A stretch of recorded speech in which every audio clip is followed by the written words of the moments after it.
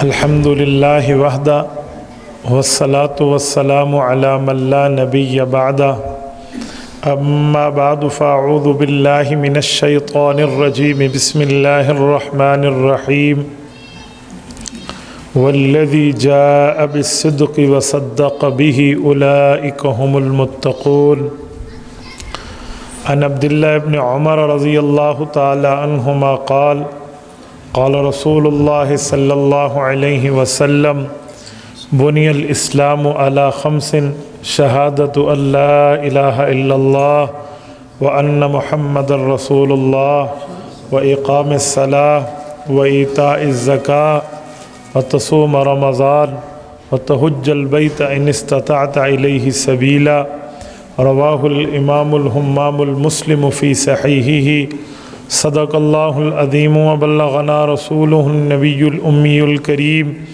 ونحن علی ذلک لمن الشاہدین والشاکرین والحمد للہ رب العالمین۔ معزز دوستو، آج 7 مئی 2021 بروز جمعرات ہے۔ رمضان المبارک سن 1442 ہجری اپنی آخری عشرے کو شروع کر چکا ہے۔ آپ کے یہاں جامع مسجد سیدنا صدیق اکبر رضی اللہ تعالیٰ عنہ چکیہ ضلع مانسیرہ میں حضرت مولانا محمد فیصل دامت برکاتہم کی دعوت پرخلوص پر میں آپ کی خدمت میں موجود ہوں۔ میرے دوستو، قرآن کریم کے ختم کی تقریب کے حوالے سے آپ اور ہم جمع ہیں۔ ختم القرآن وہ تقریب ہے جس پر بندے کی دعائیں قبول ہوتی ہیں۔ اللہ رب العزت کی وہ کتاب جس کو اللہ پاک نے اپنے آخری نبی پاک حضرت محمد مصطفیٰ صلی اللہ علیہ وآلہ وسلم پر نازل فرمایا، اس کو مکمل تراویح میں پڑھ لینا یہ بڑی سعادتوں میں ایک سعادت ہے۔ آپ لوگ اور آپ کے امام صاحب اس بات پر مبارکباد کے مستحق ہیں۔ نمبر 2، یہ مسجد مجھے بتایا گیا ہے چند روز رمضان المبارک سے پہلے ہی اس کا افتتاح ہوا ہے، تو میری دعا ہے اللہ پاک اس مسجد کو بھی حضرت صدیق اکبر رضی اللہ عنہ کا فیض عطا فرمائے جن کے نام سے منسوب ہے، اور اللہ اس کو مسجد نبوی صلی اللہ علیہ وسلم کے اعمال سے آباد فرمائے۔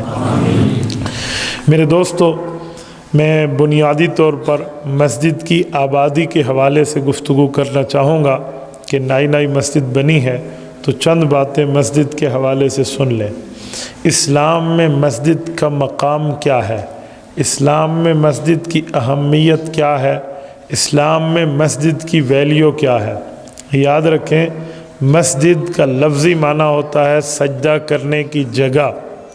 تو جب مسجد سجدہ کرنے کی جگہ ہے تو صرف یہاں سجدہ نہیں ہے، یہاں تو رکوع بھی ہے، قیام بھی ہے، سجود بھی ہیں، تشہد بھی ہے، عبادات بھی ہیں، سنن بھی ہیں، نوافل بھی ہیں، واجبات بھی ہیں، فرائض بھی ہے، تلاوت بھی ہے، اعتکاف بھی ہے، باقی معاملات بھی ہیں۔ تو نام صرف مسجد اور باقی کام، اصل میں مراد یہ ہے، لفظ سجدہ سے اشارہ ہے اصل عبادات کا مرکز ہے۔ لفظ سجدہ صرف بطور رمز ہے، اصل میں عبادات کا مرکز ہے۔ اگر شریعت اسلامیہ کو ہم سامنے رکھیں، خصوصاً صحیح بخاری کی حدیث کو دیکھ لیں، تو ہمیں مسجد کی متعدد حیثیتیں سمجھ آئیں گی، اور مسجد کی ایسی حیثیتیں ہمارے سامنے ہوں گی کہ بندے کی عقل دنگ رہ جاتی ہے۔ عام بندہ سمجھتا ہے کہ مسجد صرف سجدہ گاہ ہے، حالانکہ مسجد کے معاملات اس سے بھی بڑھ کر ہیں۔ آپ کہیں گے کیسے؟ مسجد کا یہ مقام جہاں امام ٹھہرتا ہے، اس کو کیا کہتے ہیں؟ بولیے، سارے بولیے، کیا کہتے ہیں؟ محراب۔ آپ نے کبھی محراب کے معنی پر غور کیا کہ محراب کا معنی کیا ہے؟ محراب کا لفظ حرب سے نکلا ہے، حرب جنگ کو کہتے ہیں۔ تو محراب ادھر کون سا جہاد ہونا ہے؟ اسے محراب کیوں کہتے ہیں؟ محراب اسی لیے کہتے ہیں، یہاں صحابہ کرام اپنے جنگی آلات کو بطور اسٹور رکھا کرتے تھے۔ یہ محراب آپ اندازہ لگائیں، مسجد کے اندر محراب دیکھیں مسجد ایک ہے، اس سے نسبتیں کتنی بنتی ہیں۔ صحیح بخاری جلد اول کتاب الصلاۃ کھولیے، مسجد کے حوالے سے میں ایک دو باتیں آپ کی خدمت میں عرض کرتا ہوں۔ امام بخاری رحمۃ اللہ علیہ نے مسجد کے حوالے سے ایک باب اور عنوان قائم فرمایا ہے۔ حضرت امام بخاری رحمۃ اللہ ارشاد فرماتے ہیں الحراب فی المسجد، باب الحراب فی المسجد، کہا مسجد جنگی تربیت گاہ ہے۔ پھر اس پر دلیل دیتے ہوئے ایک حدیث پاک ذکر فرماتے ہیں، حضرت اماں جان ام المؤمنین سیدہ کائنات صدیقہ بنت صدیق حضرت عائشہ رضی اللہ تعالی عنہ ارشاد فرماتی ہیں کہ میری عمر اس وقت اتنی تھی جب میں رسول اللہ کے گھر میں آئی، ابھی تازہ بچپنے سے نکلی تھی۔ حضور پاک علیہ السلام نے مجھے بتایا عائشہ آج مسجد نبوی میں حبشہ کے رہنے والے چند ماہرین آ رہے ہیں۔ میں نے پوچھا یا رسول اللہ وہ کس چیز کے ماہر ہیں؟ فرمایا وہ نیزہ زنی، تلوار زنی، تلوار چلانا، نیزہ چلانا، جہاد فی سبیل اللہ میں اس کو استعمال کرنا، اس کے ماہر ہیں۔ اماں فرماتی ہیں میں نے پوچھا وہ جنگی مظاہرہ کریں گے؟ فرمایا جی ہاں، وہ جنگی مظاہرہ مسجد میں کریں گے اور باقیوں کو اس کی تربیت دیں گے۔ تو میں نے عرض کیا یا رسول اللہ آپ مجھے وہ جنگی مظاہرے کی ذرا مجھے وہاں پر سامنے اس کا نظارہ کرائیں۔ تو امام بخاری حدیث پاک لائے ہیں، حضرت عائشہ رضی اللہ تعالی عنہ کو اللہ کے رسول نے اپنی کمر کے پیچھے کھڑا فرمایا اور اپنے کندھے سے کہا یہ آپ کے بیٹے ہیں، ام المؤمنین ہے نا، تو کہا یہ آپ کے بیٹے ہیں، یہ جنگی مظاہرہ کریں گے، آپ اس کا نظارہ کر لیں۔ اماں جان رضی اللہ عنہ نے اس کا نظارہ کیا اور اپنی آنکھوں سے دیکھا۔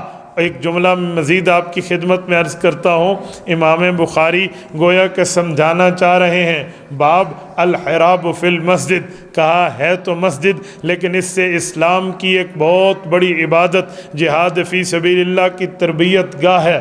اس سے ہٹ کے تھوڑا آگے چلتے ہیں، ایک روایت امام بخاری رحمۃ اللہ علیہ مزید لائے ہیں، وہ فرماتے ہیں باب دخول المشرک فی المسجد، فرمایا مسجد کے اندر کسی کافر اور مشرک کے آنے کے احکام کیا ہیں۔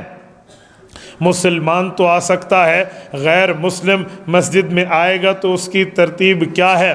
حضرت امام بخاری حدیث پاک لائے ہیں، فرمایا ایک شخص قبیلہ بنو حنیفہ کا تھا، قوم کا سردار تھا، نام اس کا ثمامہ بن اوثال تھا۔ یہ بندہ جہاد میں گرفتار ہوا، صحابہ کرام مدینہ پکڑ کے لائے، حضور پاک علیہ السلام کے مشورے سے ان کو مسجد نبوی کے ایک ستون کے ساتھ باندھ دیا گیا اور یہ وہاں بندھے ہوئے تھے۔ باندھنا ضلالت کے لیے نہیں تھا، باندھنا تکلیف کے لیے نہیں تھا، باندھنا گرفتاری کے لیے نہیں تھا، قیدی تو جنگی ویسے ہی تھا۔ باندھنے کا مطلب یہ تھا کہ یہاں ٹھہرا رہے، ذرا مسلمانوں کا برتاؤ دیکھے، رسول اللہ کا آنا جانا دیکھے، اخلاق اسلام سے واقف ہو سکتا ہے کلمہ پڑھ لے، رب ایمان کی توفیق دے دے۔ امام بخاری فرماتے ہیں اسے اس سے باندھ دیا گیا، اب یہ ستون کے ساتھ ٹھہرا ہے۔ حضور پاک علیہ السلام نماز میں تشریف لاتے، یہ حضور پاک کا صحابہ کا حضور پاک سے برتاؤ کو دیکھتا، حضور پاک علیہ السلام واعظ فرماتے، یہ بیان سنتا، رسول اکرم صلی اللہ علیہ وسلم کوئی حکم دیتے، صحابہ بجا آوری کرتے، یہ بندہ دیکھتا، اللہ کے رسول قریب سے گزرے تو یہ بول اٹھا، اس نے عرض کیا حضور پاک علیہ السلام کو خطاب کر کے ان تقتلوا ذا دم وان تنعم علی شاکر، کہا اے مدینہ کے سردار اگر آپ مجھے مار دیں، قتل کر دیں تو آپ ٹھیک قتل کریں گے کیونکہ میں آپ کے لوگوں کا قاتل ہوں، لیکن اگر آپ مجھے رہا کر کے احسان کریں گے تو یاد رکھنا میں احسان فراموش نہیں ہوں، میں احسان کا بدلہ احسان سے دوں گا۔ حضور پاک نے سنا انسنا، حضور پاک علیہ السلام چل پڑے، ایک نماز، دوسری نماز، تیسری نماز کا وقت آیا، یہ یہی بات عرض کرتا رہا۔ حضور پاک علیہ الصلوۃ والسلام نے جب محسوس فرمایا کہ اس نے سب کچھ دیکھ لیا، جو اس تک ہم نے میسج کنوے کرنا تھا وہ ہو گیا، تو اللہ کے رسول نے صحابہ کرام کو حکم دیا، فرمایا اس کی رسیاں کھول دو، اور اسے فرمایا کہ تو آزاد ہے، جا، ہم تجھ سے بدلہ نہیں لیتے۔ وہ بندہ گیا، نئے ایمان لانے والے سوچ رہے تھے اتنا بڑا دشمن سردار پکڑا گیا ہے، حضور پاک علیہ السلام نے چھوڑ دیا، رب کی رحمت الہیہ اس کی تقدیر پر مسکرا رہی تھی۔ یہ بندہ گیا، ایک جوہر سے غسل کیا، پاک ہو کر آیا، اللہ کے رسول کی خدمت میں آیا اور عرض کرنے لگا، جو کلمہ رب نے آپ کو دے کر سچائی نبوت کے ساتھ بھیجا ہے، آپ وہ کلمہ مجھے پڑھا دیں۔ یہ اسلام کے 3 عبادات مسجد میں 3 اوقات دیکھ کر یہ کلمہ پڑھ کے مشرف با اسلام ہو گئے۔ امام بخاری فرماتے ہیں، باب دخول المشرک فی المسجد، کہا مسجد کے اندر یوں یہ بندہ آیا اور اسے ایمان کی توفیق ہوئی، تو اس سے سمجھ آیا مسجد صرف مسجد نہیں ہے، مسجد اسلام کی عدالت گاہ ہے، مسجد اسلام کا کورٹ ہے، مسجد سے مسائل اخذ بھی ہوتے ہیں اور مسائل کو نافذ بھی کیا جاتا ہے۔ حضرت امام بخاری رحمۃ اللہ علیہ مسجد کی فضیلت ذکر کرتے ہوئے ایک باب اور لاتے ہیں۔ امام بخاری نے عنوان قائم کیا، فرمایا باب الشعر فی المسجد، مسجد کے اندر اللہ کے رسول کی بات، اللہ کے رسول کی تعریف کا شعر، نعت گوئی، حمد گوئی اور اسی طرح وعظ و نصیحت کرنا یہ مسجد میں جائز ہے، چاہے وہ اشعار میں ہو، چاہے نظم و نثر میں ہو، چاہے گفتگو میں ہو۔ پھر امام بخاری حدیث پاک لائے ہیں، فرماتے ہیں ان حسان بن ثابت یوضع لہ المنبر ویقال صلی اللہ علیہ وسلم یؤیدک بجبرائیل، حضور پاک علیہ الصلوۃ والسلام کا منبر مسجد نبوی میں یا حضور کے لیے لگایا جاتا، یا کبھی کبھی حضرت حسان ابن ثابت رضی اللہ عنہ پیغمبر کے صحابی کے لیے لگایا جاتا، اور حضور پاک فرماتے، اے حسان، آج کافر نے شعر پڑھ کے اسلام پہ حملہ کیا ہے، آج میرا منبر تیرے لیے بچھا ہے، یہ جبرائیل آسمان سے اترا ہے، رب آپ کی تائید کرے گا، آپ اشعار میں کفار کو جواب دیجیے۔ حضرت حسان ابن ثابت وہاں منبر پر تشریف رکھتے اور اشعار پڑھتے۔ امام بخاری نے وہ اشعار بے ذکر فرمائے ہیں۔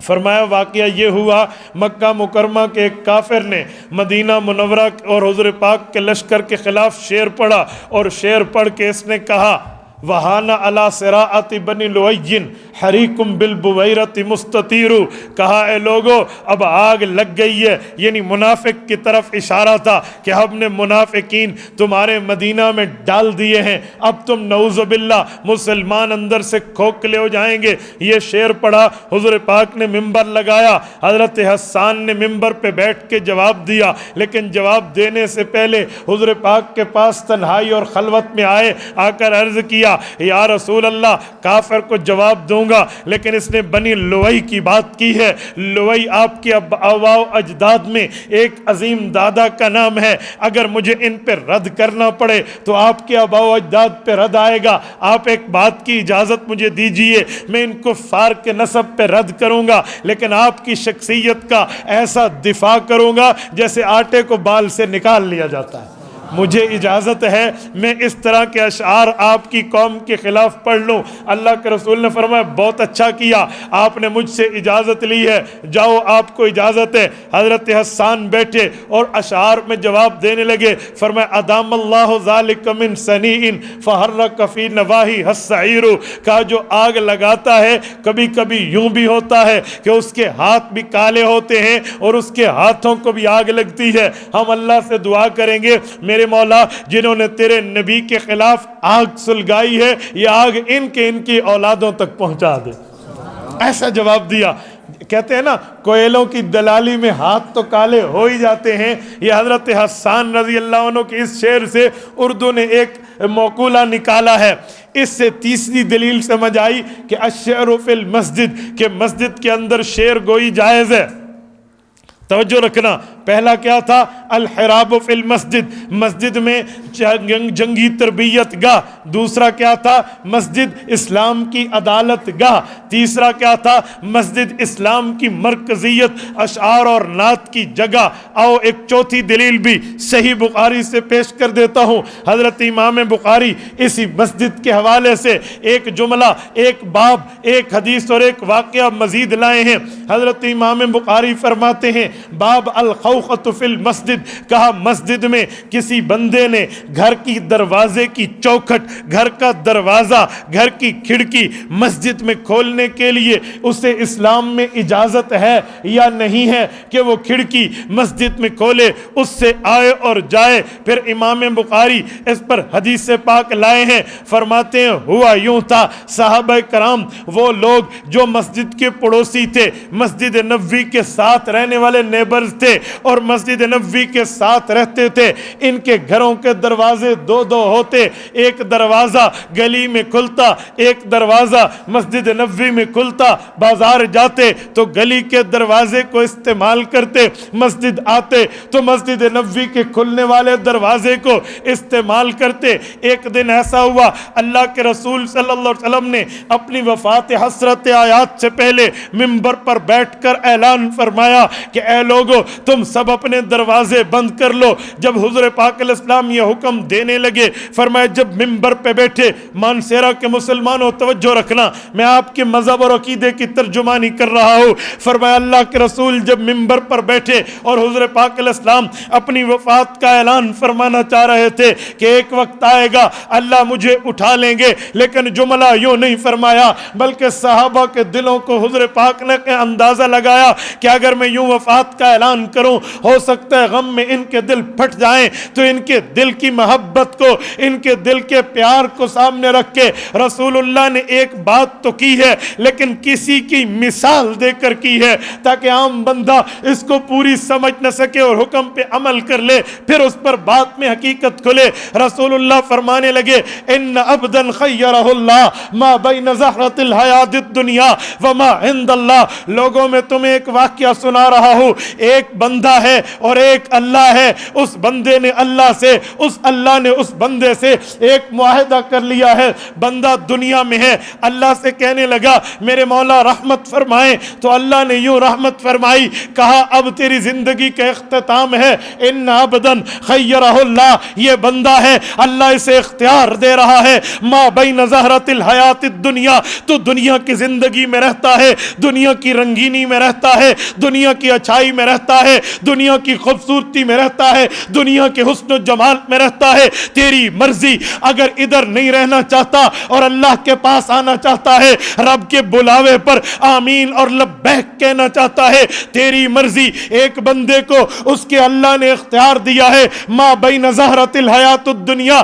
وہ دنیا ما بین زہرۃ الحیات الدنیا، وہ دنیا میں رہے یا اللہ کے پاس آئے. فرمایا اس بندے کا یہ معاملہ اللہ سے ہوا. اب سب صحابہ حضور پاک کو دیکھ رہے، حضور پاک کس کا واقعہ سنا رہے. اللہ کے رسول نے اگلا لفظ فرمایا فاختار ما عند اللہ. اس بندے نے اپنے رب کو جواب دیا میرے مولا میں آپ کے پاس آنا چاہتا ہوں، مجھے آپ کی حاضری چاہیے، میں نے دنیا میں نہیں رہنا، میں نے آپ کے پاس آنا ہے. اب صحابہ کرام بڑے جوش و خروش سے حدیث سن رہے تھے لیکن کسی کا دماغ اس طرف نہیں گیا حضور پاک بات کس کی کر رہے ہیں.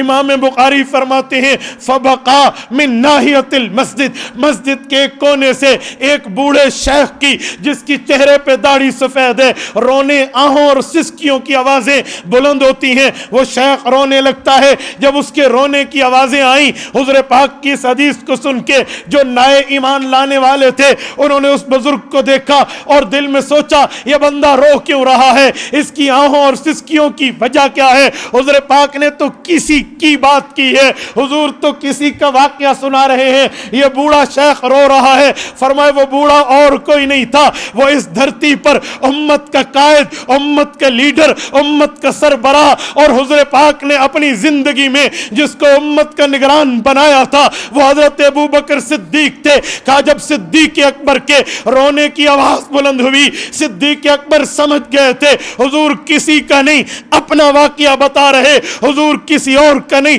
اپنی وفات کا छुटकारा दे रहे, क्योंकि सिद्दीक को पैगंबर इस्लाम से निस्बत इत्तेहादी थी। निस्बत इत्तेहादी का माना वो दो दिल और एक जान हो चुके थे। वो हुज़ूर पाक की तड़प को समझते थे, रसूलुल्लाह की चाहत, मांग, नीड, जरूरत और हाजत को अबू बकर जानते थे। तो अबू बकर सिद्दीक ने समझा बात हुजूर पाक की है, लेकिन दिलों के प्यार को देखकर, मोहब्बत रसूल को देखकर हुजूर पाक ने तर्ज बदला, इशारे में बताया। हदीस पाक खोलिए, वो चाहे सही बुखारी हो या सियासित्ता हो या हदीस पाक, इस धरती पर जितना जखीरा मौजूद है, कोई हदीस की किताब उठाइए, इससे आगे हुजूर पाक की हदीस नहीं जाती। अल्लाह के रसूल ने इस बात को यहां छोड़ा और अबू बकर की दिलदारी शुरू की, अबू बकर से वफादारी शुरू की, अबू बकर से प्यार का इजहार शुरू किया, अबू बकर से मोहब्बत की बात शुरू की। और हुज़ूर पाक अलैहिस्सलातु वस्सलाम ने अबू बकर को तसल्ली देते हुए फरमाया,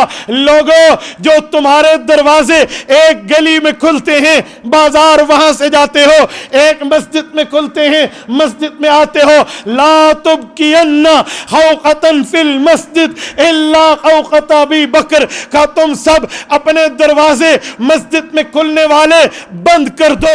इस मस्जिद में किसी का दरवाजा नहीं खुलेगा, या दरवाजा मोहम्मदी खुलेगा या दरवाजा अबू बकर खुलेगा।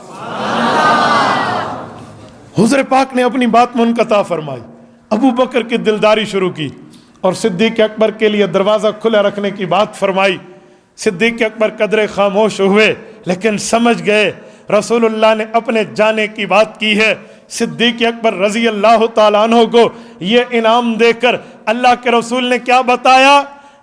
अल्लाह के रसूल ने अबू बकर सिद्दीक की खिलाफत बिला फसल पर मोहर लगाई और अबू बकर को खलीफा अव्वल होने का इशारा दिया कि मस्जिद में दरवाजा या तो तुम्हारे नबी का खुलता है, वो तुम्हारी नमाज और इमामत के लिए यहाँ से आते हैं, या दरवाजा अबू बकर का खुलेगा, वो हुजूर के बाद इमाम बनेंगे।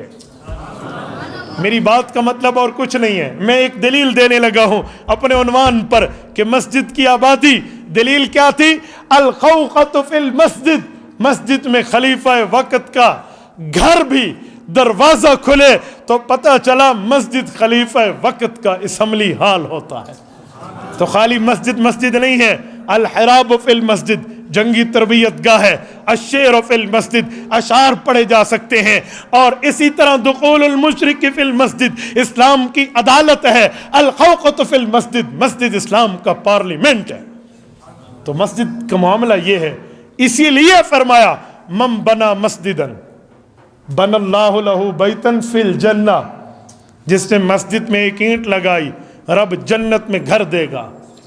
अल्लाह जन्नत में एक ईंट दे दो, ये एक ईंट लगा रहा है, वहां घर पूरा क्यों है? वजह इस बंदे ने मस्जिद को आबाद करके, मस्जिद की आबादी में तावन करके सिर्फ नमाज नहीं पूरे इस्लाम के मरकज का तावन किया है, तो इसको भी जन्नत में पूरा घर मिलेगा। ये मस्जिद की आबादी है। तो आपके लिए ज़रूरी है जब आपने मस्जिद बनाई है, आपके लिए ज़रूरी है जब आपने इस मस्जिद की बुनियाद रख के इसको शुरू किया है, इसकी ज़रूरियात, इसकी हाजात, इसके मामलात, उसको पूरा करना आपकी ज़िम्मेदारी है और आपने बढ़ चढ़ के इसमें हिस्सा लेना है। मैं कोई डोनेशन की अपील नहीं कर रहा, मैं अहमियत मस्जिद की बता रहा हूँ, मैं वैल्यू मस्जिद की समझा रहा हूँ कि मस्जिद को इस्लाम में ये मरकज़ियत हासिल है। और इसके साथ रमज़ानुल मुबारक में आखिरी अशरा है, हम इस रमज़ान मुबारक के आखिरी अशरे में मौजूद हैं। यहाँ ऐलान होता है व आखिरुहु इत्कुम मिनन नीरान। सही इब्न हिब्बान में हज़रत सलमान की रिवायत रज़ी अल्लाह अन्हु, रसूलुल्लाह सल्लल्लाहु अलैहि वसल्लम ने फरमाया जब आखिरी अशरा चल रहा होता है तो रब्बुल इज़्ज़त फरिश्तों की ज़िम्मेदारी लगाते हैं, जिन बंदों के नाम जहन्नम अलॉट हो चुकी है, जो बंदे जहन्नम के रजिस्टर में अपना नाम लिखवा चुके हैं, जो लोग जहन्नमियों की लिस्ट में आ चुके हैं, अगर ये माफ़ी के लिए हाथ उठाएं तो माफ़ी तलाफ़ी के बाद इनके नाम को रजिस्टर से काट लो। आखिरुहु इत्कुम मिनन नीरान, जहन्नमियों के रजिस्टर से नाम डिलीट करने का अशरा है, नाम ख़त्म हो जाएगा, अपने आप को वहाँ से छुड़ाने का, गर्दन छुड़ाने का अशरा है। تو اس آخری عشرے کو قیمتی بنائیے. یہ ساعتیں جو آج آخری عشرہ تقریباً اپنے نصف کو پورا ہونے کو ہے، رمضان المبارک، پتہ نہیں اگلا سال کوئی دیکھے نہ دیکھے، اس رمضان المبارک میں اپنی زندگیوں کو اور اپنی محنتوں کو، اپنی تگدوں کو، اپنے روزے اور اپنی تراویحوں کو خصوصی طور پر ادا بھی کیجئے اور اس پر اللہ پاک سے قبولیت بھی مانگیے. روزہ بھی پورا اور تراویح بھی پوری. روزہ پورے کا مطلب جتنا شریعت نے روزہ دیا ہے اتنا ہے، یہ نہیں ہے کہ کوئی اثر میں کھول لے. اور تراویح بھی پوری کا مطلب جتنی شریعت نے تراویح بتائی ہے اتنی ہی پڑھیں گے. یہاں کچھ اور ترتیبیں چلتی ہیں، کوئی 8 رکعت تراویح پڑھتا ہے اور کوئی 10 پڑھتا ہے. میں بہت حیران ہوتا ہوں، جو 8 پڑھتے ہیں ان سے پوچھیں بھئی آپ 8 رکعت تراویح کیوں پڑھتے ہیں؟ وہ کہتے ہیں حدیث پاک میں ہے، صحیح بخاری میں ہے، اللہ کے رسول نے 8 رکعت پڑھا ہے. تو ہم کہتے ہیں جی بالکل صحیح حدیث ہے، بخاری شریف میں لکھا ہوا ہے. لیکن آدھا سچ ہے، آگے لکھا ہوا ہے کہ وہ 8 رکعت تہجد کی تھی، تو آپ نے تہجد کو تراویح بنا دیا. یہ تو ایسے ہے، کوئی کہے گا صحیح بخاری میں لکھی ہوئی ہے اللہ کے رسول نے 3 رکعتیں پڑھی ہیں، ہم کہیں گے جی ہاں لیکن وہ نماز مغرب کی تھی. تو آپ مغرب کو تراویح پہ تو فٹ نہیں کر سکتے، تو تہجد کو آپ تراویح پہ کیسے فٹ فرما رہے ہیں؟ تو اسی لیے 8 والی بات بھی نہیں ہے. جو 10 والے ہیں یہ کوئی اور ہیں. 10 والے پتہ کون ہیں؟ پڑھتے تو 20 ہیں لیکن شکل 10 کی ہوتی ہے. آپ کو پتہ وہ کون ہے؟ آپ نے دیکھنا ہو تو جب امام صاحب نماز میں ٹھہرے نا تراویح میں، پچھلی صفوں میں دیکھ لیا کریں، ٹیک لگا کر یوں بیٹھے ہوں گے. امام پہلی رکعت پڑھ رہے ہیں، رکوع سے پہلے گرمی تھی یار، ویسے روزہ لگ گیا تھا، بڑا عجیب روزہ گزرا. آپ سنیں حال حوال کیا ہے؟ ٹھیک ٹھاک؟ محلے والے سارے ہاں باتیں کرتے کرتے امام اللہ اکبر کہتے نہیں، اللہ اکبر کر کے شامل ہو گئے.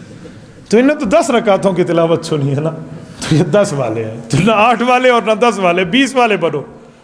اچھا پتہ ہے آپ کو حضور پاک علیہ السلام نے تو 20 رکعت پڑھائی ہے، اس کے بعد اللہ کے رسول نے اجازت دی 3 دن کے بعد کہ گھر میں پڑھو، اللہ کہیں فرض نہ فرما دے. جب اللہ کے رسول دنیا سے تشریف لے گئے تو حضرت عمر نے صحابہ کو جمع کر کے فرمایا اب مسجد میں شروع کر دیں با جماعت. انہوں نے کہا کیوں؟ کہا حضور پاک نے تو گھر اجازت دی تھی. کہا حضور پاک نے ساتھ یہ بھی فرمایا تھا کہ کہیں اللہ فرض کرے گا اور اوپر سے وحی اترے گی. اب حضور پاک دنیا سے چلے گئے، اب ختم نبوت ہے، اب وحی نہیں اترے گی، اب مسجد پڑھیں گے. سب صحابہ نے کہا سلام عمر، کیا بات ہے، جہاں پہ آپ کا دماغ پہنچا وہاں ہماری بات نہ پہنچ سکی. اس دن سے آج تک مسجد میں شروع ہے. حضرت عمر کا یہ کارنامہ ہے کہ گھر سے مسجد لائے ہیں. لوگ کیا سمجھتے ہیں حضرت عمر نے 8 سے 20 کر دیا ہے. بابا حضرت عمر شریعت ساز نہیں ہے کہ حضرت عمر اپنی طرف سے بڑھا دے. جو گھروں میں تھا وہ حضرت عمر مسجد میں لائے ہیں. حضور پاک کے اشارے کو سمجھ گئے تھے کہ وحی اترے گی اور فرض ہو جائے گی. تو پتہ چلا وحی تو حضور پاک کی دنیا میں رہنے تک اترتی ہے نا. جب حضور پاک دنیا سے پردہ فرما گئے اب کون سی وحی اترنی ہے؟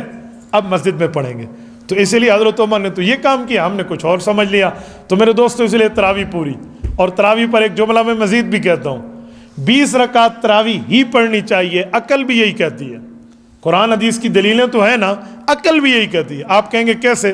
آپ نے حدیث پاک سنا ہوگا، حدیث پاک کا مضمون یوں سنا ہوگا کہ اللہ کے رسول نے فرمایا کہ جس بندے کے قیامت میں فرضوں کو تولا گیا اور کمی نکل آئی تو ان کے فرائض کی کمی کو کس سے پورا کیا جائے گا؟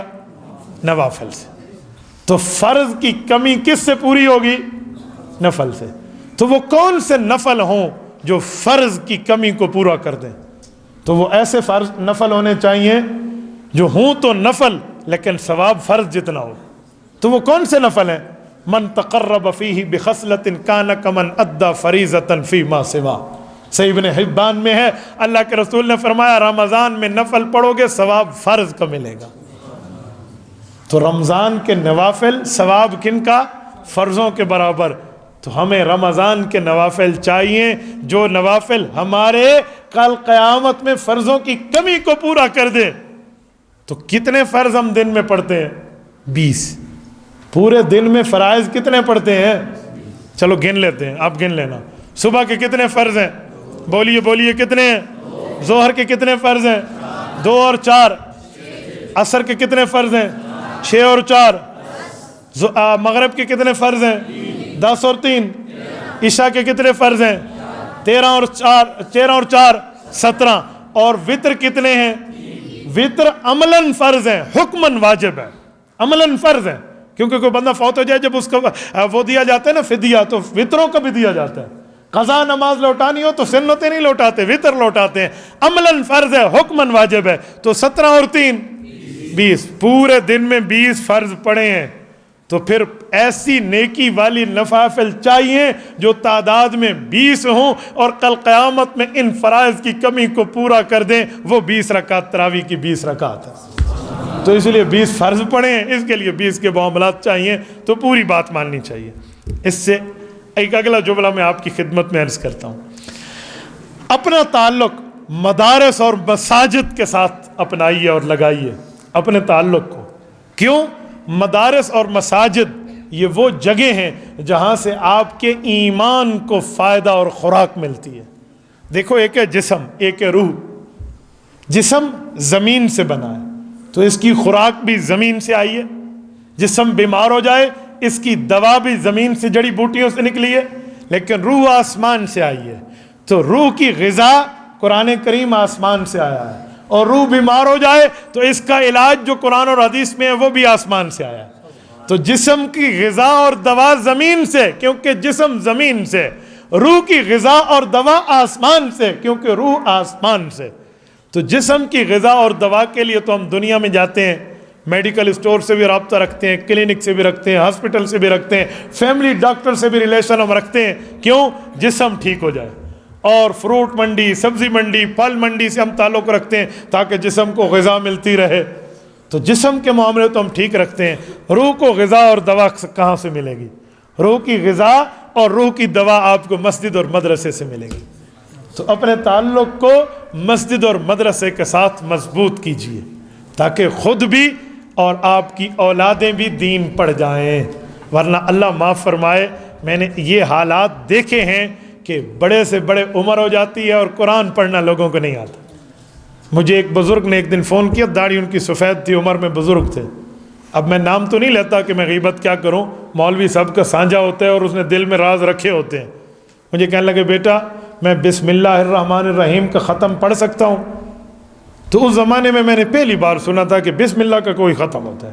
ہم نے تو نہ کہیں پڑھا نہ کہیں سنا. تو میں نے کہا بابا جی یہ بسم اللہ کا ختم کیا ہوتا ہے؟ بسم اللہ الرحمن الرحیم ختم تو ہو گئی. کہتے نہیں، بسم اللہ کا قرآن والا ختم. میں نے کہا وہ کون سا ہے؟ کہتے بیٹا اصل میں قرآن کریم پڑھا نہیں ہوں تو میں قرآن کریم سامنے کھول لیتا ہوں، مجھے آتا تو ہے نہیں، تو میں پہلی لائن سے شروع ہوتا ہوں بسم اللہ الرحمن الرحیم، بسم اللہ الرحمن الرحیم، بسم اللہ الرحمن الرحیم، پڑھتے پڑھتے آخری صفحے تک بسم اللہ الرحمن الرحیم. ہفتہ مہینہ لگتا ہے میرا ختم ہو جاتا ہے.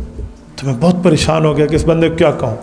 اب میں کہوں تو یہ نہیں پڑھ سکتا تو یہ بسم اللہ ہی چھوڑ دے گا، اور اگر کہوں تو کر سکتا ہے تو قرآن بھی نہیں سیکھے گا. تو میں نے کہا جی ایک شرط کے ساتھ آپ بسم اللہ کا ختم پڑھ سکتے ہیں. کہتے وہ کیا شرط ہے؟ میں نے کہا ساتھ ساتھ قرآن ایک ایک آیت سیکھتے رہیں اور بسم اللہ کا ختم بھی پڑھتے رہیں. اب کوئی تو جواب کہیں ٹھکانے کا اس کو دینا تھا نا. تو یہ حالت ہے، اتنی عمر ہو جائے گی ہمیں قرآن پڑھنا نہیں آئے گا. ایک بڑا آدمی اہل قلم اور اہل زبان ہے. ایک دفعہ بیٹھے تھے ہم کسی میٹنگ میں، تو اس نے آیت پڑھنا شروع کی اور آیت سے پہلے تعوذ پڑھا. تعوذ کہتے ہیں اعوذ باللہ پڑھنے کو، لوگ اسے تعوذ کہتے ہیں. تعوذ نہیں ہوتا، تعوذ ہوتا ہے، باب تفاعل ہے.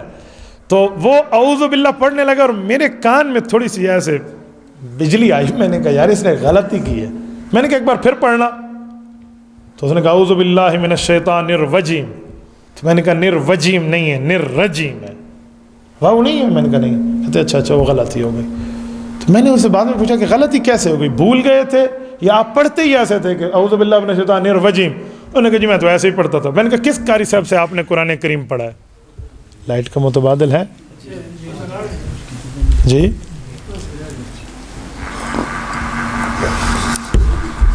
تو میں نے انہیں کہا آپ نے کس قاری صاحب سے قرآن کریم پڑھا ہے؟ تو کہنے لگے جی قاری صاحب سے نہیں پڑھا، بیبے جی سے پڑھا ہے. محلے کی کوئی بیبے جی تھی، اس سے میں نے پڑھا ہے. تو میں حیران ہوں، میں میتھ، کیمسٹری، فزکس، بیالوجی پڑھنے کے لیے ہائی کوالیفائڈ پروفیسر اور ڈین ڈھونڈتا ہوں. یہ ڈین ہو، اپنے ڈپارٹمنٹ کا چیئرمین اور ہیڈ ہو.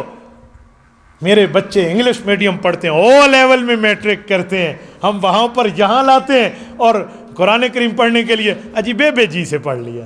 تو کتنی بڑی بد نصیبی کی بات ہے میرے بھائیوں. اسی لیے اپنے تعلق کو مسجد اور مدرسے سے مضبوط رکھیو تاکہ آپ اور آپ کی اولاد دین پر مضبوط رہے.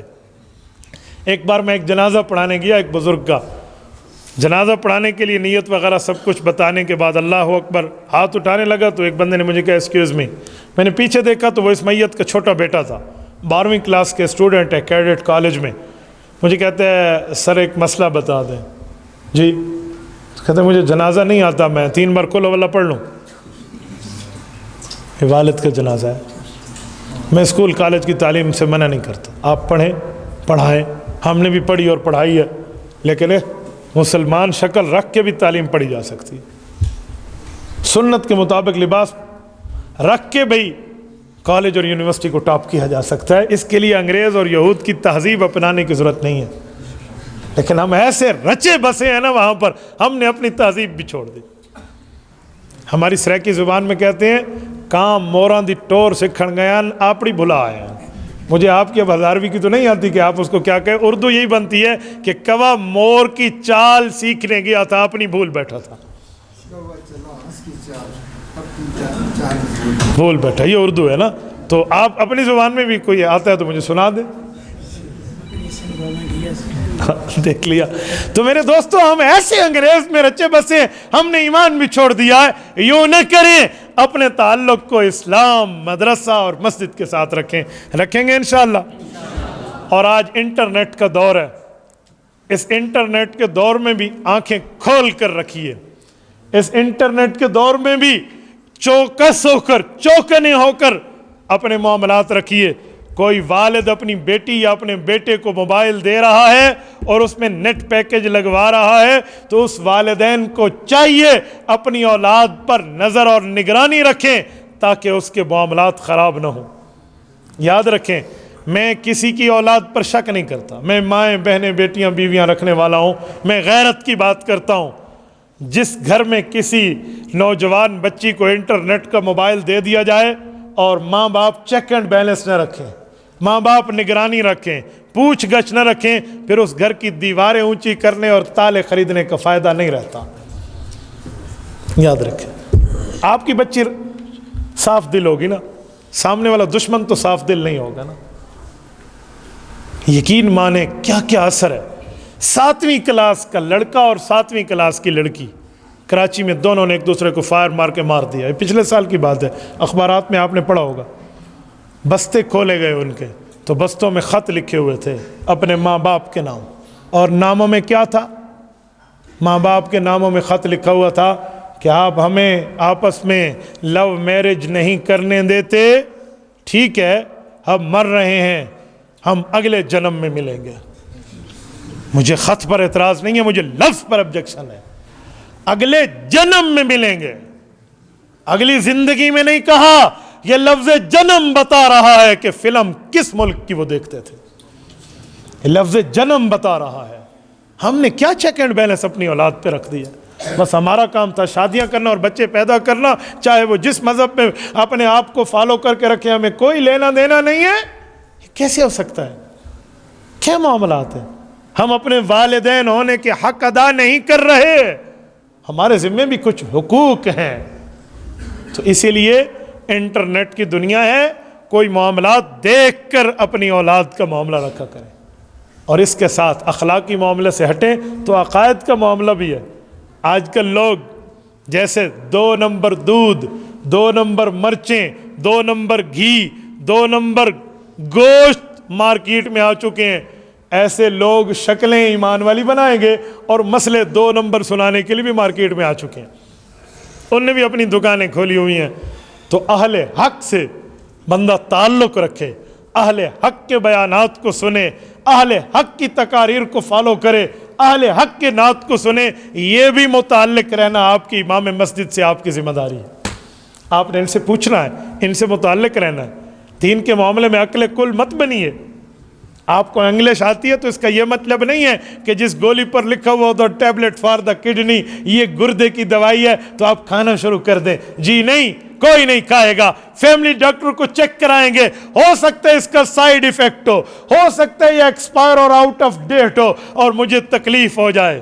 تو میرے بھائی راہ چلتے ہوئے کوئی تمہیں کلپ دے دے، راہ چلتے ہوئے کوئی تمہیں کتاب دے دے، راہ چلتے ہوئے کوئی آپ کو کوئی بات کر لے اور آپ اس غلط بات کو سن کے اپنے سچے مذہب پہ شک کر بیٹھو، نہیں، اس کلپ اور کتاب کو لے کر اپنے امام صاحب سے چیک کرا لو، آپ دیکھ لو ذرا ایک دفعہ، تاکہ آپ مذہب پر مطمئن ہو سکو، ایمان پر آپ اطمینان رہ سکو، اور آپ کو اپنے ایمان اور عقیدے پہ سیٹسفیکشن ہونی چاہیے، اور آپ کو علم ہونا چاہیے کہ معاملہ حقیقت کا ہے کیا۔ تو اتنا بندہ چھوٹا دل بھی نہ بنے کہ انٹرنیٹ پر بیٹھ کر بندہ کیا سے کیا کرے۔ یہ کچھ دنوں پہلے کی بات ہے، ایک شخص کو میرے پاس لایا گیا، وہ دین کے بارے میں بڑے اعتراض، سوال جواب ادھر ادھر، مجھے کہنے لگا آپ علماء دیوبند ہیں، دیوبندیوں نے اپنے نام کے کلمے عوام کو پڑھائے ہیں، تو آپ کے مولویوں نے اپنے نام کے کلمے عوام کو کیوں پڑھائے ہیں؟ تو میں بہت حیران ہوا، میں نے اسے کہا بھائی دو باتیں ہیں، پہلی بات تو یہ ہے کہ آپ مجھے بتائیں آپ کی اسلامی تعلیم کیا ہے؟ کہنے لگا میں نے میٹرک کر لی اور اب انٹر میں ہوں۔ میں نے کہا میں نے دنیاوی نہیں پوچھی، اسلامی تعلیم کیا ہے؟ اجی ناظرے میں نے پڑھ لیا ہے۔ میں نے کہا بس، تو آپ کو مذہب پر اعتراضات کی فیکٹری کھولنے کی اجازت کس نے دی ہے؟ میں نیٹ پر ایک انجینئر صاحب کو سنتا ہوں اور اس سے میں نے سنا ہے۔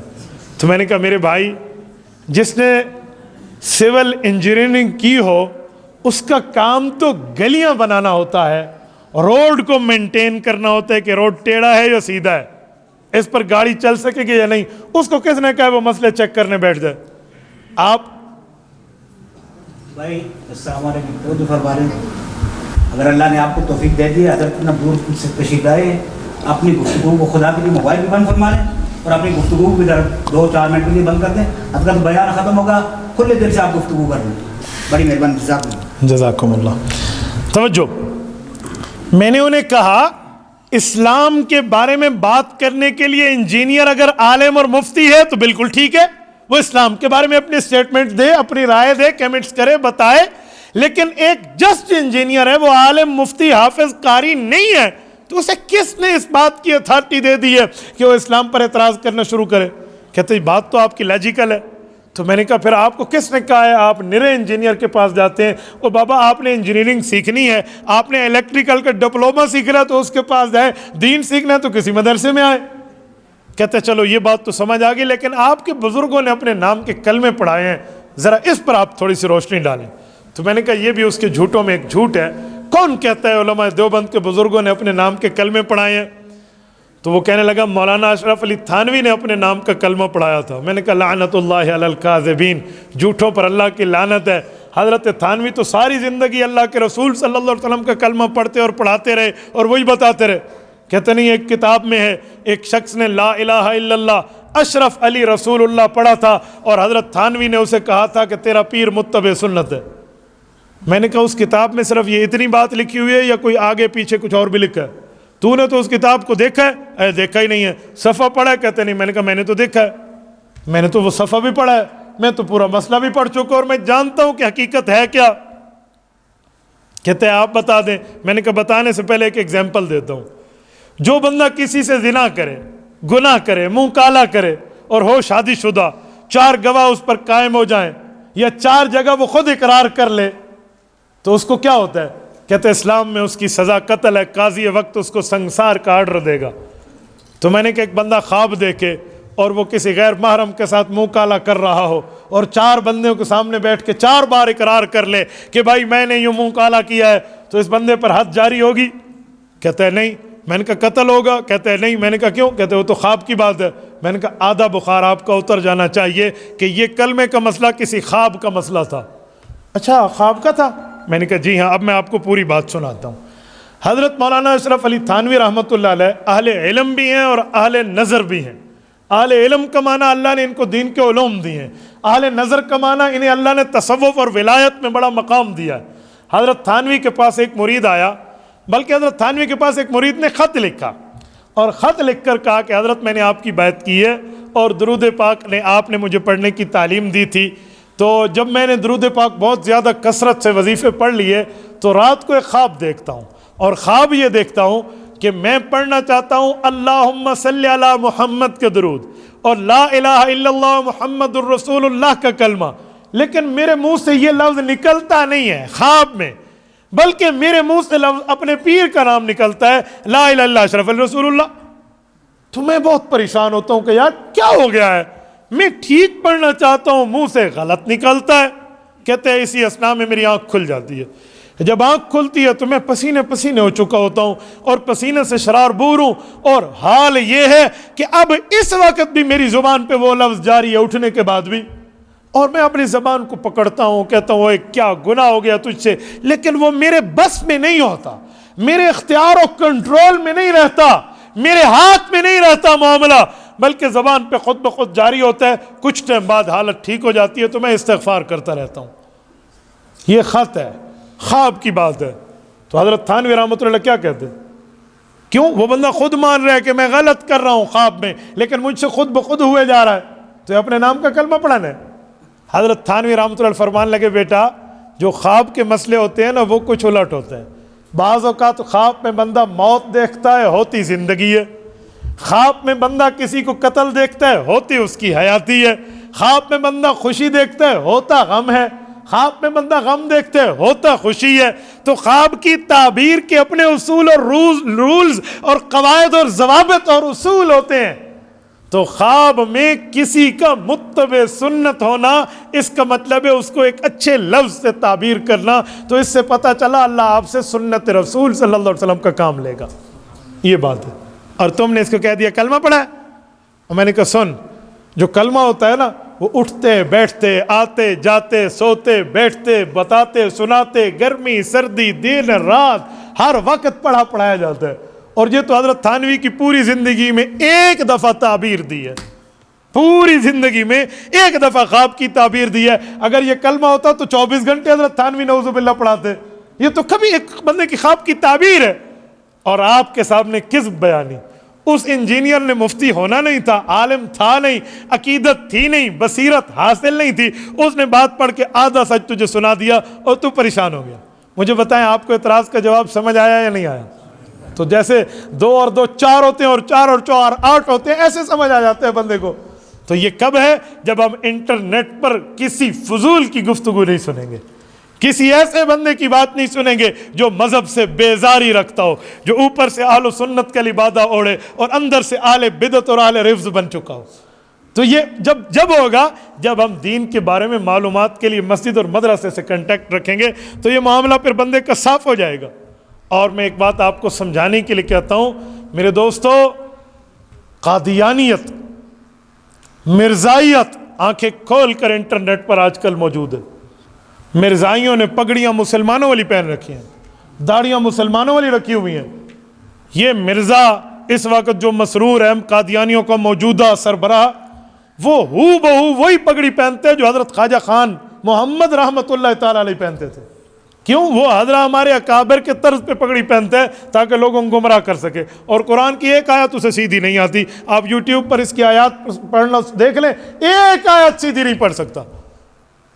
تو عام بندہ سمجھے گا کہ واقعی, اور نام میں محمد اور احمد کے نام ڈالیں گے, بندوں کو پتہ نہیں ہوگا آپ کی فرینڈ لسٹ میں قادیانی گھس چکا ہوگا, اور قادیانی وار کرتا ہے انٹرنیٹ پر بیٹھ کر, اور عام بندہ اس وار کا شکار ہو جاتا ہے.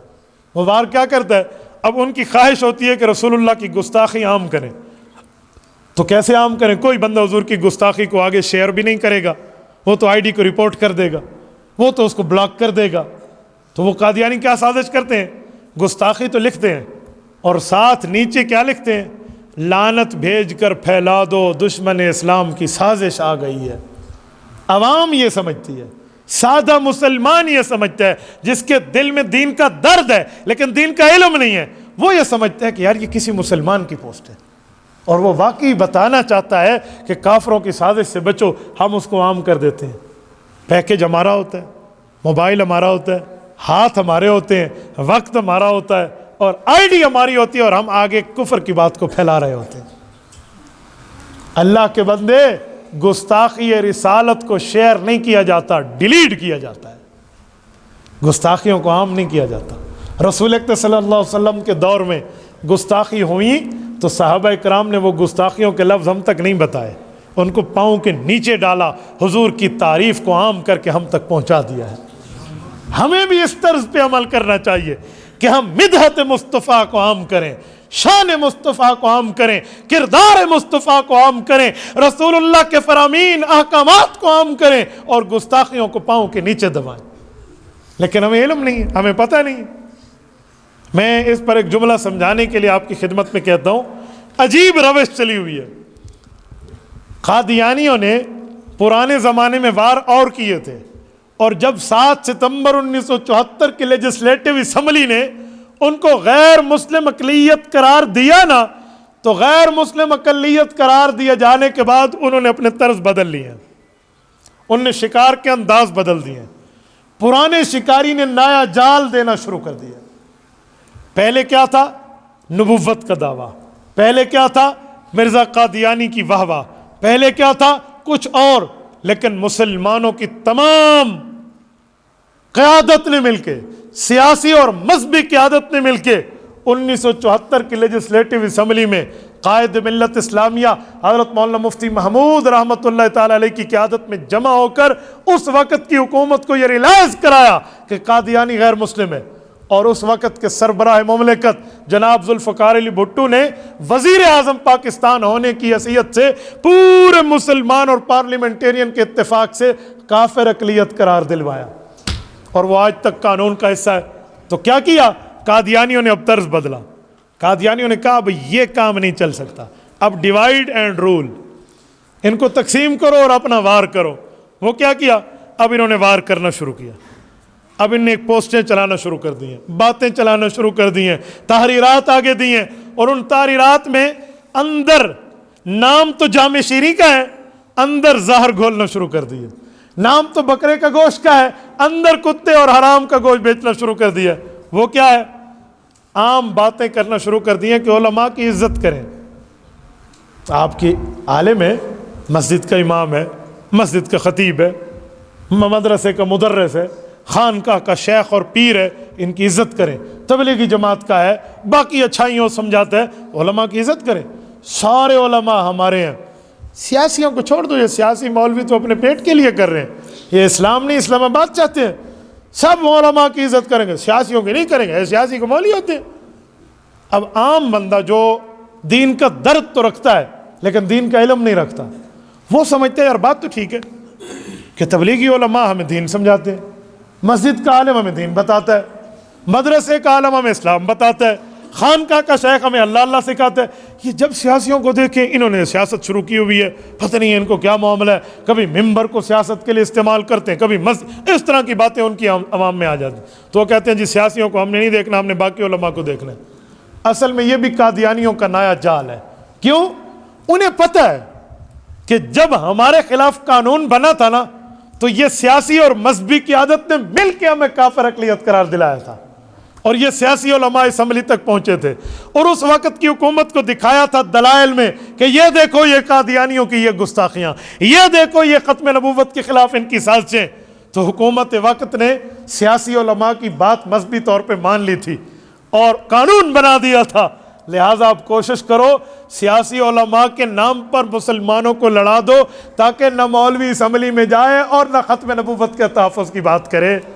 وہاں جو بیٹھے ہوں گے تو دنیا دار ہوں گے، ان کے دل میں دین کا درد تو ہوگا، لیکن دین کا علم تو مولوی کے دل میں ہے نا، تو مولوی وہاں بتانے والا نہیں ہوگا اور بات خراب ہو جائے گی۔ ایک دن آئے گی ہم اپارٹمنٹ اور ترمیم کرا کے قادیانیوں کو کافر اقلیت سے ختم کرا دیں گے، یہ ان کی سازش ہے۔ اور ہم کہتے ہیں اور ہمارا پیغام ہے، قادیانیوں قیامت تک اسلام بھی رہنا ہے، کہو انشاءاللہ، قیامت تک پاکستان بھی رہنا ہے، اور قیامت تک اس ملک میں تم نے کافر اقلیت قرار بھی رہنا ہے۔ یہ کوئی مذاق نہیں ہے، یہ ایسا نہیں ہے کہ آپ لوگ پتہ نہیں اس کے بارے میں کیا سے کیا جملہ کہہ دیں اور اس کو مان لیا جائے، جی نہیں۔ ہم سیاسی اختلافات اپنی جگہ رکھتے ہیں، لیکن مذہب کے معاملے میں، ناموس رسالت کے مسئلے پہ، صحابہ اور اہل بیت کی عزت اور احترام کے مسئلے پہ جو اسلام کا موقف ہے، تمام مسلمانوں کا موقف وہی ہے۔ اس قادیانی کو پتہ ہے کہ مدرس جو مدرسے کا ہے، مبلغ جو تبلیغ کا ہے، اور شیخ جو خانقاہ کا ہے، امام جو مسجد کا ہے، خطیب جو ممبر کا ہے، انہوں نے ہمیں کافر اقلیت قرار نہیں دلوایا تھا، ہمیں سیاسی علماء نے کافر اقلیت قرار دلایا تھا، اس لیے وہ سیاست کا راستہ روکنا چاہتا ہے۔ اور یاد رکھیں، دین کے لیے اگر سیاست کی جائے، دین اسلام کے لیے، تو یہ رسول اللہ کی احادیث سے ثابت ہے۔ اللہ کے رسول کی صحیح حدیث سناتا ہوں، توجہ سے سننا۔ یہ جو سر پہ پگڑی علماء پہنتے ہیں اسے کہتے ہیں دستار فضیلت۔ مولوی بننے پر سر پہ پگڑی وہ تب پہنتے ہیں جب بخاری اور مسلم شریف کی حدیثیں پڑھ لیتے ہیں۔ صحیح مسلم شریف کی صحیح حدیث ہے، حضرت ابو ہریرہ فرماتے ہیں اللہ کے رسول نے فرمایا کانت بنو اسرائیل تسوسہم الانبیاء کلما ہلک نبی خلفہ آخر وانہ لا نبی بعدی۔ اللہ کے رسول نے فرمایا جو سیاست شروع ہوئی یہ نبوت کے ساتھ شروع ہوئی۔ اللہ نبی کو نبی بھی بناتے اور وقت کا سیاست دان بھی بناتے۔ جو نبی آتا وہ نبی بھی ہوتا اور سیاست دان بھی ہوتا۔ میں آخری نبی ہوں اور نبوت میں آخری سیاست دان ہوں، میرے بعد میرے خلفاء آئیں گے، یعنی وہ نبی تو نہیں ہوں گے، عالم نبی کا وارث سیاست دان ضرور ہوگا۔ تو یہ تو نبوت کی وراثت میں ملا ہے۔ جیسے مصلی حضور کی وراثت ہے، منبر رسول اللہ کی وراثت ہے، نکاح کا خطبہ علماء پڑھتے حضور کی وراثت میں ملا ہے، جمعہ عید کا خطبہ وراثت میں ملا ہے، امامت و خطابت وراثت میں ملی ہے، ایسے سیاست اسلامیہ بھی وراثت میں ملی ہے۔ تو اگر عالم اسلام کے لیے، ناموس رسالت کے لیے، ختم نبوت کے لیے کام کرتا ہے تو قادیانیوں کی آنکھ میں چبھتا ہے، تبھی وہ یہ باتیں لاتے ہیں۔ تو اس لیے قادیانیوں کی سازشوں کو سمجھا کریں، تب جا کر آپ کے معاملات سمجھ آئیں گے۔ میری یہ گفتگو آپ کے سامنے ہو رہی ہے، یہ ایک سوال آیا، میں اس سوال کو آپ کی خدمت میں حل کرتا ہوں، ذرا توجہ رکھنا۔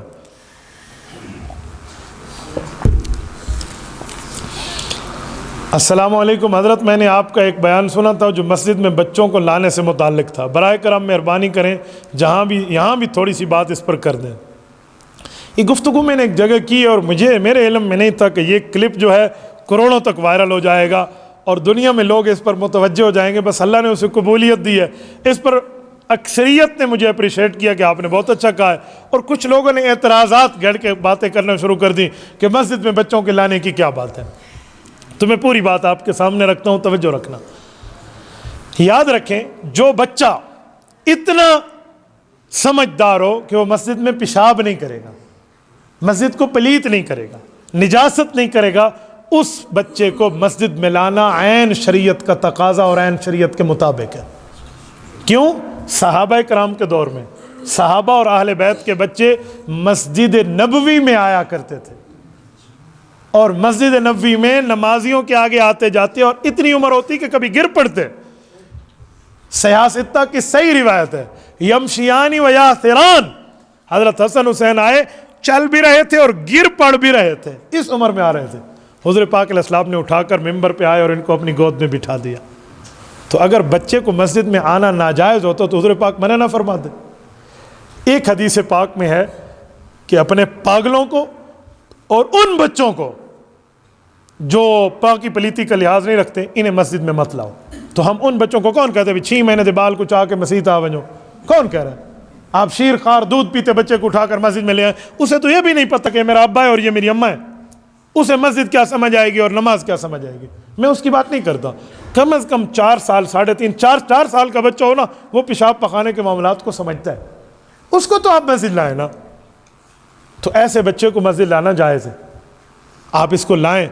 میں ابھی ترکی کے سفر پہ تھا، میں نے ترکی میں ایک عجیب کام دیکھا ہے۔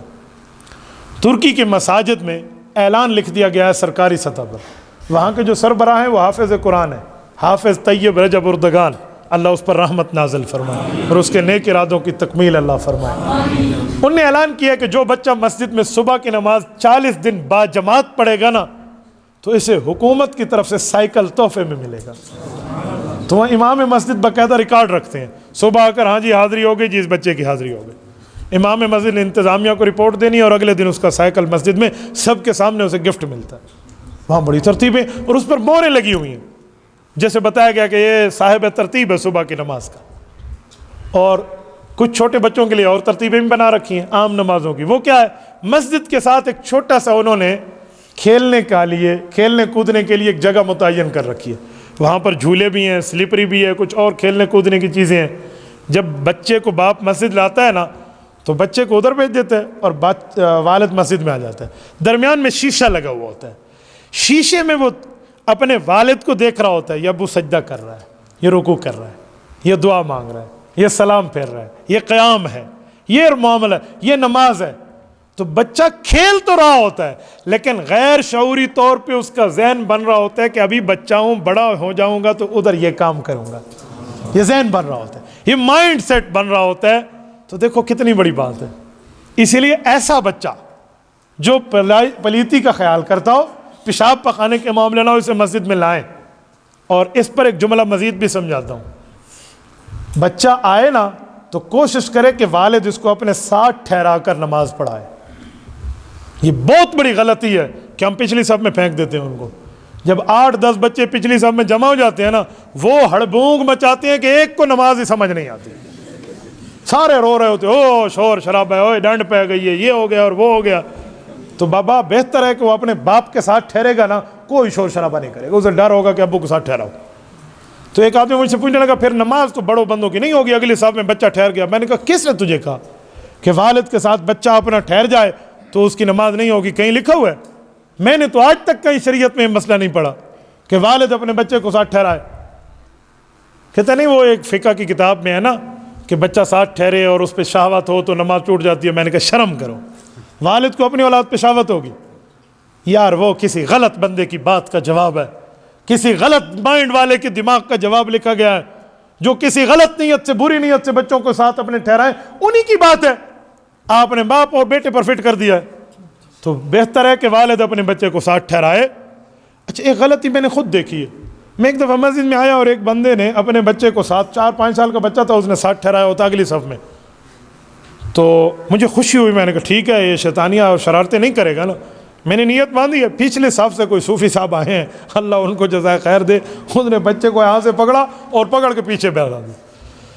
اب نماز میں ہی پڑھ رہا تھا، میرے دل میں آیا کہ یہ بچہ اکیلا جب ہے نا تو یہ کسی کو بھی نہیں چھوڑے گا، 4-5 اور کو ملائے گا. اور وہی ہوا، اس بچے نے ایک اینٹ اٹھائی باہر سے جا کے، یہ جو صوفی صاحب سجدے میں گئے تو اس نے جا کر نیچے رکھ دی. بس نماز کے بعد تو طوفان مچ گیا. جو ہوا کیا، تو لڑائی بھی، آپ بچوں کو لے کر آتے ہیں. تو میں نے انہیں کہا کہ بھائی تجھے کس نے یہ صوفیت کی سرٹیفکیٹ دی ہے، انہوں پکڑتے پیچھے کر دے. اور خدا کے بندے سے یہاں ٹھہرا. آج بچوں کو مسجد سے بھگا رہے ہو، کل گشت کر کر کے ان کے دروازوں پہ جاؤ گے اور کہو گے بھائی مسجد میں دین کی بات ہو رہی آ جاؤ، اور وہ کہیں گے جاؤ جاؤ، ہاں آ جائیں گے انشاءاللہ آ جائیں گے. وہ ایک بھی نہیں آئے گا. پھر گشت کر کر کے بندہ تھک جائے گا. تو آج ان کو آنے دیں یہاں، اور باپ اپنے ساتھ ٹھہرائے تو کوئی شرارتیں نہیں ہوتی، دماغ بن جاتا ہے. میں اپنے 5-6 سالہ بیٹے کو اور تقریباً 4-4.5 سال کی بیٹی کو مسجد میں جمعہ کے دن لایا. وہ میرے ساتھ کھیل رہے اور ان کو بٹھا دیا. ایک ہمارے بزرگ بابا جی ہیں، مجھے کہتے ہیں مفتی صاحب تو سی بچے نو مسجد لایا ہو، مسجد لے کر آ گئے بچوں کو. اب اس کو میں کیسے سمجھاؤں؟ تو میں نے اس بزرگ کو کہا کہ آپ کی مجھ سے غلطی ہوئی ہے، میں معافی مانگتا ہوں اللہ سے. مجھے ان بچوں کو مسجد نہیں لانا تھا، سینما لے کر جانا تھا. لیکن آج جمعے کا دن تھا، سینما بند ہے، اس وجہ سے ہالی ڈے ہے، تو میں نے سوچا سینما نہیں لے جاتا، فلم نہ دکھاؤں، ان کو مسجد لے کر آؤں. نہیں آپ تو ناراض ہو گئے. میں نے کہا نہیں میں بہت خوش ہوں گا آپ کی بات سے. اب مولوی اپنے بچے کو مسجد لایا، اب کل کے لیے کوئی نماز کی بات سیکھے، اور تو کہہ رہا نہیں مسجد لاؤ، ان کو میں کہاں لے جاؤں؟ پھر ولیمے میں کوئی اپنے بچوں کو لے کر جائے نا، کوئی ناراض نہیں ہوتا. ایک بندے کے ولیمے کا کارڈ ہوتا ہے، 6 بندوں کو ساتھ ٹبریتے پہنچوانے ہوتا، ادھر کوئی نہیں مسئلہ. اور مسجد میں کوئی 2 بیٹوں کو لے کر آ جائے کہ تو شور، او بھائی بچہ تو شور کرے گا اگر پیچھے چھوڑیں گے. بچے کے شور کرنے سے بڑے کی نماز میں فرق کوئی نہیں ہے. بچے کے آگے گزرنے سے نماز نہیں ٹوٹتی. کیوں؟ وہ تو احکام کا پابند ہی نہیں ہے. ہاں کوئی بڑا آگے سے نہ گزرے. بچے کو مارنے والے سے بعض مارتے بھی ہیں. مولانا ایک اور دکھتی رکھ پہ ہاتھ رکھ رہے ہیں. یہ بچوں کے مارنے پہ میں نے بات کی تو قراء میرے گلے فٹ ہو گئے. قاریوں نے کہا آپ نے ہمارے خلاف کلپ اپلوڈ کرایا. حالانکہ میں قراء کا مخالف نہیں ہوں، قراء تو ہمارے فخر ہیں. میں تو ان ڈاکوؤں کا مخالف ہوں جو دین کے نام پہ بچوں کو مار مار کے ان کا تماشا بنا دیتے ہیں. چلو میں اس کو کمپلیٹ کر لوں پھر میں بات کرتا ہوں اس پر. تو بچے کو آپ اس طرح مسجد لائیں تاکہ اس کا مائنڈ بنے، اس کا ذہن بنے، اور تاکہ وہ جا کر نمازیں گھر میں جا کر پڑھے گا. یقین مانیے میں ان بچوں کو جانتا ہوں جو مسجدیں آئے ہیں، ایک ہفتہ تک اذان آتی ہے نا، وہ کہتے ہیں ابو اٹھو مسجد جائیں گے نماز. تو شرم کے مارے بھی باپ نے اگر جماعت نہ بھی جانی ہو تو بچے کے ساتھ آ جائے گا تو اسی لیے آپ بھی یہ ترتیبیں رکھیں، کریں گے نا انشاءاللہ؟ اور کوئی بزرگ اعتراض کرے تو اس سے لڑا بھی نہ کرو، اسے کوئی چاچا تو ٹھیک کہہ رہا ہے۔ جو بزرگ اعتراض ان کا ذہن بنا ہوا ہوتا ہے نا، تو پھر وہ باتیں مانتے نہیں ہیں۔ بس آپ کوئی نہ کوئی کوشش کریں کہ آپ کے بچوں کا ایک ذہن بن جائے، دین کا ذہن بنے گا تو بہت بڑی بات ہے۔ اور یہ جو بچوں کے مارنے والی بات ہے، یہ بھی ذہن میں رکھیں، یہ بچے کو مارنا نہیں چاہیے، پیار سے سمجھانا چاہیے۔ ہاں، والد کو، والدہ کو خاص مواقع پر اجازت ہے کہ تھوڑی بہت کوئی مار پیٹ اور ڈانٹ ڈپٹ، صرف ماں باپ کو، باقیوں کو نہیں۔ استاذ کو بھی نہیں کہ نابالغ کو مارے، قاری صاحب کو بھی نہیں کہ وہ نابالغ کو مارے۔ ہاں، وہ قاری صاحب اپنے بیٹے کا والد ہے نا، پھر مارے۔ دوسرے کے بیٹے کو بغیر باپ کی اجازت سے مارنا شریعت میں حرام ہے، نابالغ کے لیے، یاد رکھنا۔ یہ میں بات کیوں کر رہا ہوں؟ لوگ ایک حدیث سنا دیتے ہیں، حدیث پاک میں ہے مرو اولادکم بالصلاۃ وہم ابناء 7 سنین، کہا 7 سال کا بچہ ہو تو حضور نے فرمایا نماز کا حکم کرو، وضربوہم علیہ وہم ابناء 10، 10 سال میں ہو نماز نہ پڑھے تو اسے مارو۔ تو میں نے کہا حضور پاک علیہ السلام نے کیسے فرمایا؟ قاری صاحب کو، مفتی صاحب کو، خطیب اور امام صاحب کو؟ کہتے نہیں، ابو کو۔ تو میں نے کہا پھر باپ کی بات اور ہے اور قاری صاحب کی بات اور ہے۔ تو آپ نے باپ والی بات اٹھا کر ادھر پھینک دی ہے۔ سنیں، نابالغ کو آپ نے مارا تو کل قیامت میں اس نابالغ کا وکیل اللہ کا رسول بن کر آئے گا، اور جہاں وکیل رسول اللہ ہو، کوئی ماں کا بچہ اس سے بچ کے دکھائے۔ پھر یہ بہت بڑی بری حرکت ہے۔ بالغ کو مارا ہے نا تو آپ اس سے معافی مانگے نا، ہے بری حرکت، وہ معاف کرنے پہ قادر ہے۔ بالغ معافی پہ قادر ہے، آپ کو معاف کر سکتا ہے چاہے تو۔ نابالغ معاف کرے بھی تو معاف نہیں ہوتا۔ فَإِنْ آنَسْتُم مِّنْهُمْ رُشْدًا فَادْفَعُوا إِلَيْهِمْ أَمْوَالَهُمْ۔ آپ اٹھا لیں اس کی تفسیر۔ نابالغ کے معاف کرنے پہ بھی مسئلہ معاف نہیں ہوتا، ہم اس کو پتہ نہیں کیا سے کیا کر لیتے ہیں۔ تو اس لیے میرے دوستو، تھوڑا سا فرق کیا کرو۔ ہاں، قاری صاحب کو چاہیے، یہ اللہ کی کتاب پڑھا رہا ہے تو اپنا اخلاق اور اپنا رعب ایسا رکھے، اپنی معاملات ایسے رکھے کہ بچہ پڑھنا شروع کر دے۔ انہیں ٹافی دے کر بھی تو پڑھایا جا سکتا ہے۔ میرے بیٹے کو گھر میں کسی بچی نے ویڈیو دکھا دی کہ اس قاری نے پنکھے سے الٹا لٹکایا ہوا ہے اس بچے کو، میرا بیٹا مجھے کہنے لگا میں قاری کے پاس پڑھنے نہیں جاؤں گا۔ مجھے 3 ماہ لگے ہیں اس کا ذہن بنانے میں کہ بیٹا قاری کے پاس نہیں بھیجوں گا، حافظ کے پاس بھیجوں گا۔ اسے کیا پتا قاری اور حافظ میں کیا فرق ہے؟ یہ ذہن دیا، انہوں نے کہا حافظ کے پاس جاؤں گا، قاری، اس کا ذہن بن گیا کہ پنکھے سے الٹا لٹکایا جاتا ہے۔ پھر میں نے حضرت قاری صاحب کو، قاری صاحب کا اللہ شفقت بھلا کر فرمائے، وہ خود ٹافیوں کا لفافہ لے کر رکھتے ہیں، 2 ٹافیاں دے دیتے ہیں۔ ہاں جی آج 10 روپے لے جاؤ، وہ کہتے ہیں ہاں یہ قاری صاحب، یہ حافظ صاحب بہت اچھا ہے، ٹافی بھی دیتے ہیں اور پیسے بھی دیتے ہیں۔ یا میں نے کہا جی میں جیب سے آپ کو پورے ٹافیوں کا کارٹن لے کر دیتا ہوں، 2 اسے روزانہ دے دیا کرے 2-4 اور بچوں کو، تاکہ ان کا مائنڈ بنے کہ ہمیں کچھ ملتا ہے یہاں پر۔ تو یہ دماغ بن جاتا ہے، پھر یوں غلطیاں نہیں کرنی چاہیے۔ جناب یہ آج پہلی دفعہ آپ سے ہم نے سنا کہ بچے کو اگلی صاحب نے ہم تو یہ سمجھ رہے ہیں کہ نہیں کھڑے کرنے بچے کو۔ نماز کی بات کرتے ہیں، میں قاریوں کی بات پوری کر لوں، عنوان میرا چینج نہ کریں، توجہ۔ تو بابا مارنے کا کیا مطلب؟ پیار سے بھی تو پڑھایا جا سکتا ہے۔ میں نے یہی بات ایک آدمی سے کہی جو مجھ سے بیعت ہو رہے تھے، عین اس جگہ جسے مدرسہ صاحب صفہ کہتے ہیں، بالکل رسول اللہ صلی اللہ علیہ وسلم کی پشت مبارک کی طرف ہم بیٹھے تھے مسجد نبوی میں۔ تو گھر سے مجھے کہنے لگے کہ حضرت شیخ صاحب اب تو میں نے آپ کی بیعت کر لی ہے، لیکن ایک سوال پوچھوں کہ بچہ حفظ نہیں کرتا اگر اسے مارے نہیں تو؟ میں نے کہا جلب منفعات سے دفع مضرت کے معاملے کے اصول کو سامنے رکھو۔ کہتے ہیں جی سمجھا دیں۔ میں نے کہا علاج سے زیادہ پرہیز بہتر ہے۔ کہتے ہیں جی ہاں۔ میں نے کہا بچے کو حافظ بنانا فرض ہے، واجب ہے یا مستحب ہے؟ کہتے ہیں مستحب ہے۔ قرآن پڑھانا ضروری ہے لیکن اسے حفظ کرانا مستحب ہے۔ تو میں نے کہا اور گناہ سے بچنا؟ کہتے ہیں وہ فرض ہے۔ تو میں نے کہا ایک فرض کو آپ توڑ رہے ہو ایک مستحب کے لینے کے لیے۔ کہتے اب مجھے سمجھ آ گیا۔ میں نے کہا یہ کبھی نہ کرنا، پیار سے سمجھانا۔ مجھے ایک بندے نے ایک دن ٹیلی فون کیا، مجھے کہا مفتی صاحب میں نے بچوں کے مار والی آپ کی بات سنی ہے، مجھے لگتا ہے آپ نے علم کی کلاس تو پڑھائی ہے، حفظ کی کلاس آپ نے نہیں پڑھائی۔ اگر 2 سے 3 مہینے آپ حفظ کی کلاس پڑھا لیتے نا تو آپ کو سمجھ آ جاتا کہ بچوں کو مارنا اور معاملہ کیا ہوتا ہے۔ میں نے اسے کہا یہ آپ کی غلط فہمی ہے، میں نے 3 سال حفظ کی کلاس پڑھائی ہے۔ میں آپ کو اپنے حفاظ شاگرد دکھا سکتا ہوں، جن میں ایک میرا بھانجا محب اللہ بھی ہے، جن نے مجھے اس سے قرآن کریم کا اکثر حصہ حفظ کا پڑھا ہے باقاعدہ چھٹیوں میں بھی آ کر۔ تو میرے پاس تو حفاظ کی لائن ہے، آپ کیسے کہتے ہیں میں نے نہیں پڑھائی؟ اور میں تجربہ رکھتا ہوں، میں معاملات سمجھتا ہوں. آپ بچوں کو مارتے ہو کیا؟ عجیب معاملات ہیں. بچہ پڑھ رہا ہے اور نابالغ اور منزل سنا رہا ہے، بیچارے نے یوں دیکھا تو آپ اس کی ہڈی پہ لکڑی ٹھا مارتے ہیں. کس نے آپ کو اجازت دی ہے؟ کون سی اتھارٹی ہے آپ کے پاس؟ بچے کو آپ آرام سے سمجھا سکتے ہیں، بیٹا قرآن کے وقت قرآن کو دیکھو، اللہ ناراض ہوتا ہے ادھر نہ دیکھو، اللہ خوش ہوگا، قرآن کو دیکھو. یہ نہیں کہہ سکتے، دو جملے تمہاری منہ سے نہیں نکلتے اور پھر اپنی دلیلیں دیتے ہو ہم نے حفظ کی کلاس. کون سا آپ نے احسان کی حفظ کی کلاس پڑھا کر؟ آپ حفظ کی کلاس پڑھائیں یا صحیح بخاری شریف کی کلاس پڑھائیں، آپ شریعت کے احکام کے پابند ہیں. اس لیے کسی قسم کا کوئی اس پر اعتراض نہیں ہے. تو یہ چند باتیں میں نے آپ کی خدمت میں سمجھائیں. ہمارے بزرگ صاحب فرما رہے ہیں کہ میں نے پہلی بار سنا، ہو سکتا ہے ان نے پہلی بار سنا ہو. حضرت تھانوی رحمۃ اللہ علیہ نے لکھا ہے کہ مولوی مسئلہ بناتا نہیں ہے، بتاتا ہے. تو بتانے میں بعض اوقات لوگ پہلی بار بھی سن لیتے ہیں. تو والد کے ساتھ اس کی اولاد چاہے نابالغ ہو، پہلی لائن میں کھڑی ہو جائے تو کسی کی نماز نہیں ٹوٹتی.